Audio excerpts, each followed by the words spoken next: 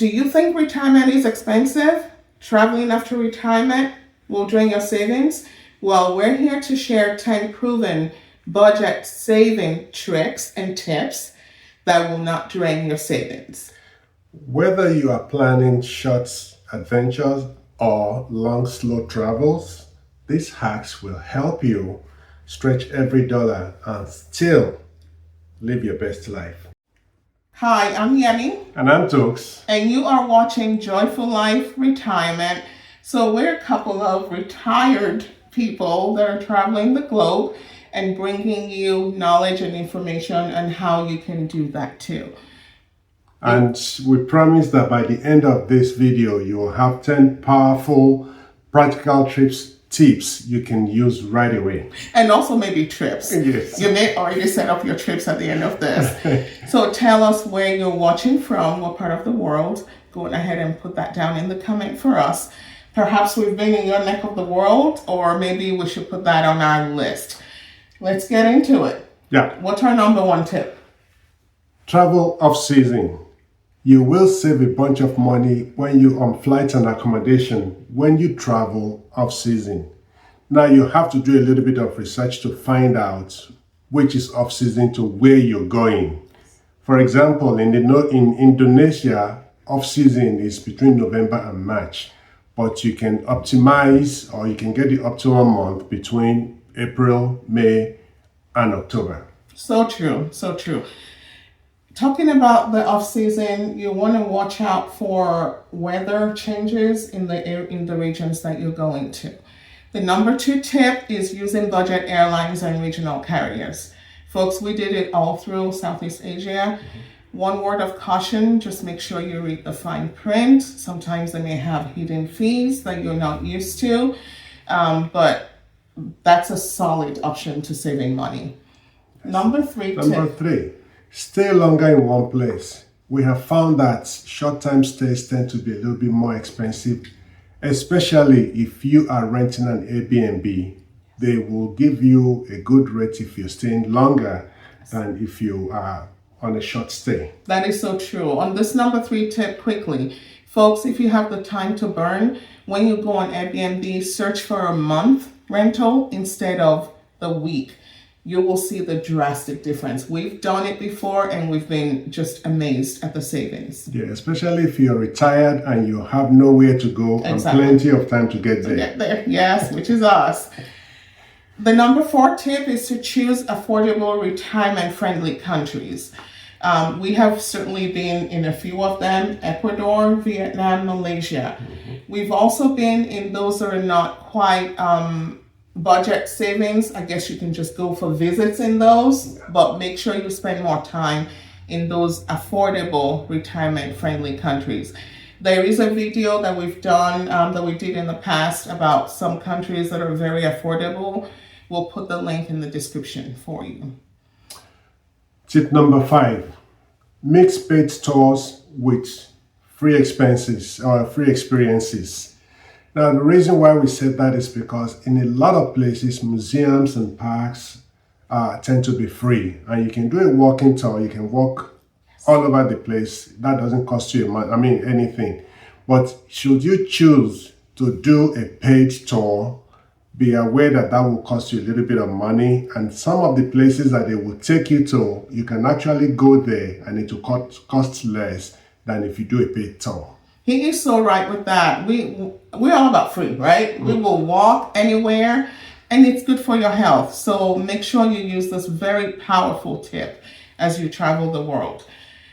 Our number 6, this is my favorite, the food. Eat where the locals eat. People, eat where the locals eat. Wherever you are, follow the locals. You'll find the best spots, the most delicious spots.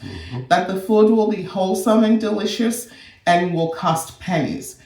That's certainly one thing we use a lot of. Yeah, just a note of caution. When we eat where the locals eat, we tend to not eat anything that is not cooked. So if our menu comes with salad, we kind of skip on the salad. If it's not cooked, we don't eat it. And since all our travels, we've never been sick eating the food anyway. Yes, and we've been across the spot. We've been to different continents. Yes, he has a good point. Please follow that tip. Do not eat things you don't recognize. Do not eat things that haven't been cooked.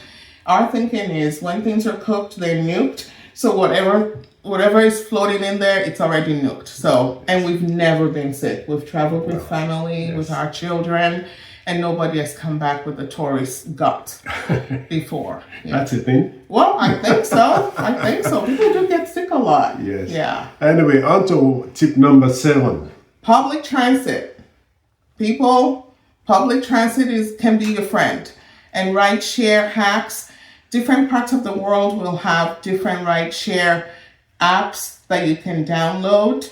I know there are parts of Asia that Uber is not a thing. We heard from locals when we were in Southeast Asia that Grab, I kind of bought Uber out in that region. So you'll find Grab is very popular. And there are lots of places that have trains and buses and metro. Malaysia, for example, they have the best transit system. You have trains that run for a long time, and you have Grab, you have Grab that runs later in the evening. So you can get from point A to point B without any hassles. Yes, and the buses, can I just say Malaysia and some of the other countries that we've been, the public transit is clean. Very clean. They are clean. And one thing about the foreign countries, they do tend to put their stations inside and build malls around it. Mm-hmm. So it's an experience even going there. You can walk around before you hop on your train. Fantastic, and it saves a lot of money. As a matter of fact, we take pride in saving our Metro cards from all over the world. We actually have a few from all over the world. So we can reuse. Yes. Anyway, tip number 8, and this is the queen of of travel, of credit card rewards and points. People, let me adjust my crown. Okay, so there are ways that you can legitimately save yourself a lot of money, okay, when you travel. We just mentioned Airbnb. Airbnb can be a solid option, but there are times hotels may be your only bet. Mm-hmm. Maybe your best bet in certain places. So you need to make sure that the money you're spending on hotel accommodation pays you back. How does it pay you back? Decide on what hotel brand suits you. I'm not gonna spew out any that you should join, but figure out which one, and as much as possible, stay with them so you can earn loyalty points. And those translates literally into free nights. Yes. It's just so simple, free nights. And also some of the credit cards, you can be strategic in what cards you actually get that would amass points for you, and then you can use that to redeem for travel. If you are interested in expanding on this sooner than later, put a comment down there, because I have a whole course in my head that would get you to where you can actually start to travel for free.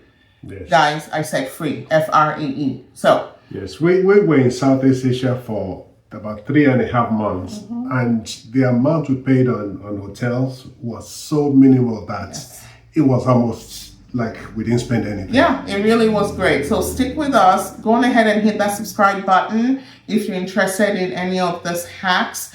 If you're interested in a deeper dive and further details in a course in any of these hacks, hit the subscribe button and push that notification bell, okay? We're going on to number 9. Find affordable accommodations. You could do, if you don't do hotels, now in some areas there are very cheap hotels that you can get for, I don't know, $20 a day or something like that. Mm-hmm. Yeah. But if you don't want to do hotels, you can do Airbnb, you can do guest houses and hostels. Mm-hmm. Yes. And as we said earlier, go for long-term rentals. Mm-hmm. They tend to be cheaper than if you go for short-term. Always cheaper. And our number 10 is to build a community abroad. You will find that this is such an important hack, people, because no one person knows everything. So as you travel, you meet other travelers that are similar to you, and they may have information that you haven't even uncovered. So build your community. You can ask the expats that are there or the locals. One thing we do say to people though as you travel, make sure you just don't create an expat bubble for yourself. You will need to interact with locals to get the hidden tips and savings in that local place that you're in. Community is important. Yeah, and in the short term, really, if you're on Facebook, for example, and you're going to Malaysia, you can join a Facebook group in Malaysia, and where you can ask questions about where you want to go and how to get there and what things are cheaper, and they will give you advice on things that will save you money. Oh my gosh. I mean, all the expat groups are pretty given with information, and you're getting it from the horse's mouths. And I will tell you... Are you calling them horses? I will tell you, a lot of these expat groups on social media also include locals. Locals, yeah. So the local people are there. So you're not just getting from the prism of expats, you're actually getting real local life people jumping in and saying, hey, this is what I recommend that you do. Yeah, so just a quick recap. Traveling in retirement does not have to be expensive. With these 10 tips, you can spend less, travel more, and enjoy every moment of your travel. And that's what we've been doing. You're not getting this information from two talking heads that never left where they were born. We actually have engaged in slow travel. I have a different name for it. I call it intimate travel because we intimately like to get to know the local people that we meet wherever we go. So we're giving you tips from the horse's mouth. We're the horses. So if you found this helpful, please hit that subscribe button for weekly guides on affordable retirement travel and expat living, and share this with a friend who might benefit from this. Yes, especially if they are dreaming about traveling more for less. Yes. Stick around and watch the next video.